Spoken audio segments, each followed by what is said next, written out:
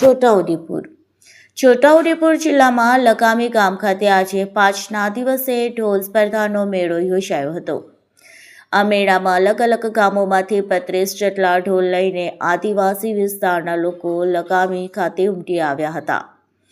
છેલ્લા 3 વર્ષથી આ ઢોલ સ્પર્ધાનું આયોજન લગામી ગામ ખાતે થાય છે અને છેલ્લા જે ઢોલ સ્પર્ધામાં વિજેતા બને છે તેમને ઇનામ વિતરણ પર કરવામાં આવે છે.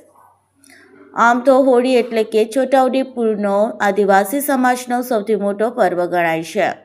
આ પર્વની અંદર 5 દિવસ હોળીના અંદર અલગ અલગ ગામોમાં મેળા યોજાતા હોય છે અને આ મેળામાં આદિવાસી પોતાના વેશભૂષામાં એક પોશાકમાં સજ્જ થઈને નાચગાન કરીને હોળીનો આ તહેવાર ઉજવતા હોય છે અને આ તહેવારની અંદર આદિવાસીઓ પોતાની માનતાઓ પણ રાખતા હોય છે અને માનતાઓ હોળીના 5 દિવસની અંદર માનતા પૂર્ણ કરતા હોય છે. આજે લગામી ગામ ખાતે ઢોલ સ્પર્ધાનું આયોજન થયું હતું. તેમાં ખૂબ મોટી સંખ્યામાં આદિવાસી લોકો પોતાના વેશભૂષા સજ્જ થઈને રામઢોલ અને પીહા લઈને નાચગાન કરીને પાંચમનો મેળો ઉજવ્યો હતો.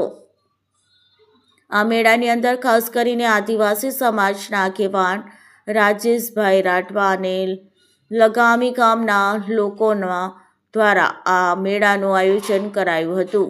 રિપોર્ટર મોહસિન સુરતી, છોટાઉદેપુર.